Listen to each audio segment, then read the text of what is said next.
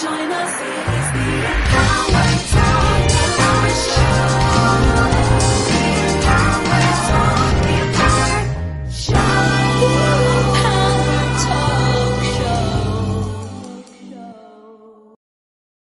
Grace and peace be multiplied unto you. Welcome again to the EmpowerTalk podcast.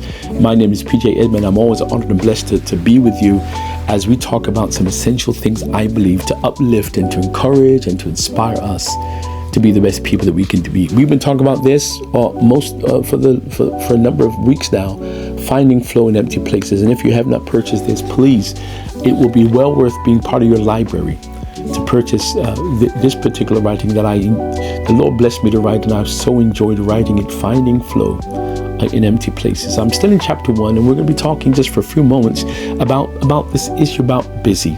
Busy does not always mean effective. And sometimes we find ourselves doing busy things. But Finding Flow wants to define that a little bit differently. And I want to encourage you that if you are in some very busy times and doing some busy things, let's make sure that you're also being effective. That we're not just moving our arms and making plans and exerting a whole lot of energy. Finding Flow says you got to find your epicenter. And you got to make sure whatever you do is meaningful and adds to results. Listen to this. One of the many impediments to our creativity is our overloaded and busy lives. Little will change in the increase of our flow, productivity, and focus until our overstretched schedules, which are one of the major hindrances to progress and innovation, are handled. If we don't get a hold of our busyness, it's going to stifle the very creativity in our lives. Because if we're so unfocused doing a number of things, then where is the tunnel vision? Where is the concentration? And where is the focus to achieve what we want to do? Sometimes being busy is a deterrent to being effective. And sometimes because of all of those things, it becomes a major hindrance to innovation. Because we're all over the place, and sometimes we seem to celebrate being busy. We celebrate being booked and busy. But how about being booked and effective? Because sometimes in order to be effective, we might need to reduce some of the itinerary, so that we're able to make sure that we get better results from the things that we do. And so sometimes busy is not always a positive. Sometimes it causes us to be overstretched and to be stressed and to be challenged. Our tension goes up, our blood pressure goes up, because we seem to be running 24/7. But Finding Flow teaches that in order for you to be effective, we have to make sure that even our success does not become a hindrance to our effectiveness. And sometimes because we want to be effective, we have to then examine what we're doing and how we do it more effectively. Listen to this. Filling our lives with well-meaning experiences is as habitual as so many of our other peculiar behaviors. Not everything that we schedule is critically essential. Busy presents an illusion of importance, but seldom achieves what we hope for without substantive content. So sometimes we've got to make sure that we're not living the illusion of success, or we're giving other people the illusion that we are successful. Because sometimes when we classify that, and most times when you talk to entrepreneurs and business people or leaders, yes, the work can be substantially heavy, and there are many things to do. But the question is, how effective are we in these areas? Because if we don't apply the wisdom of planning, of projection, the wisdom of motivation, the wisdom of inspiration, if we don't balance our physical demand with the spiritual calling, sometimes it becomes, we're out of balance. And sometimes even though we have the schedules that we need, we've got to make sure that we focus on those things that are critically essential. Think about that. What is critically essential to us? Because after something becomes less critically essential, then we're really moving time and effort and energy to do things that aren't going to bring us the results that we want. And so this becomes the planning part of our minds, that we don't become so busy that we don't really enjoy even the fruit of our success. We can't enjoy perhaps our families and our relationships and the things that we think we should do, because of every moment of the day is taken up with some type of activity. And we've got to make sure that those activities bless us and make us better rather than wear us out and bring stress and fatigue and those other challenges to us physically. Because it can happen that way, that we become less productive, less energized, less motivated, and we need fresh oil, we need fresh motivation in order to achieve those things. So publicly it might appear that our lives are full and fulfilled, but privately we desire our empty places to be satisfied. Think about that. What are we doing this for? Is this so that publicly we can appear to be more proficient and lead exciting lives, or are we looking for fulfillment? Because it might appear that our lives are full and fulfilled, but we know privately that when we go home and we have to drag ourselves into the next day, we deal with areas of non-satisfaction. I want to challenge us on this. I want to challenge us here on this EmpowerTalk podcast to really begin to analyze what we do and how we do it, and to measure and assess and evaluate what really is critically essential to us.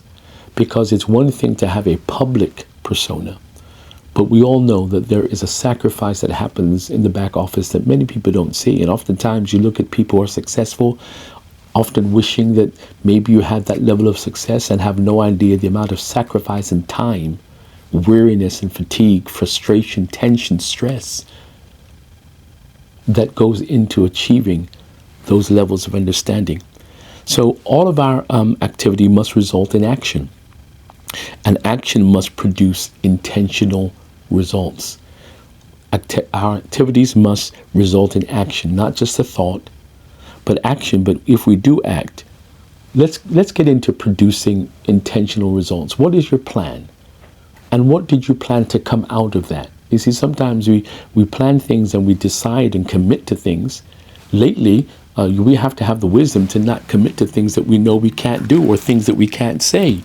Because if we do it that way, then if we commit to something that we don't have the time for, then it becomes less of a productive moment, and it becomes a pressing and a fatiguing moment. We have to make sure that we make the kind of choices. We have to measure and assess.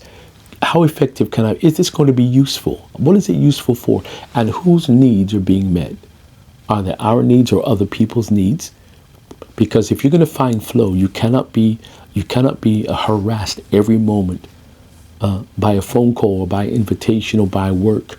We've got to begin to make better decisions about where we spend our time, because time becomes the absolute commodity. It's about time. That's what it's about. Because time you cannot recycle. There are only so many hours in the day. And if we don't plan things carefully, we're running out of day. You're not even running out of time. You're running out of day. Sometimes you wish the days were longer, but God understands that that's not always the case to be. That's why there are periods where we work by day and we rest at night, to give ourselves a chance, to give our bodies a chance to recover, to be greater than what we were yesterday. But we've got to make those difficult choices. We've got to make those logical, those tangible choices, those linear choices that look at what we're doing and making sure that we're being effective. Where we are is not who we are. Where we are is not who we are. The decisions that we have made to fill our emptiness have led to undesired and unwelcome consequences, all because we wanted to fill unused time.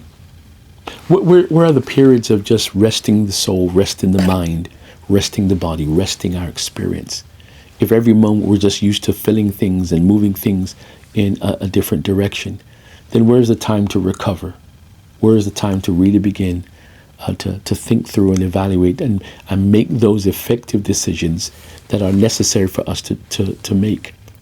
Sometimes we have a tendency to fill even our moments of peace with things. And if we have peace, we get nervous because we feel as though something should be happening. And all the time, as leaders, as business owners, we are wearing ourselves thin,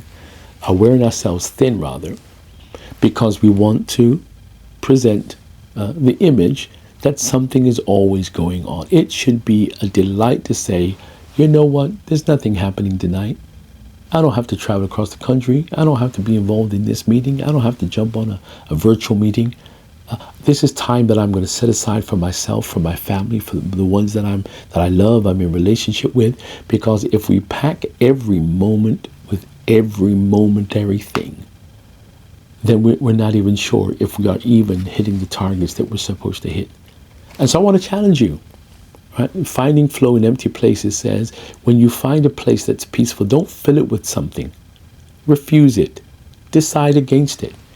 Because you're also achieving another great importance, and that's to keep yourself physically healthy. We're not superhuman. We can have supernatural vision, and we can have supernatural goals, but we're not superhuman. We need to make sure that we gather ourselves and make sure that we don't just substitute busy for more things, but let's plan to be more effective. And doing less at a greater level of productivity is certainly what we ought to be striving for, because everything that's not essential, everything that's not critical, will not always bring us the results that we need. And this is where the source of frustration is, because once you have something in this hand and something in this hand, you're going to need some assistance. And so let's fight the busy thing, but let's get involved with being effective, because the more effective we can be is the more inspired we can be.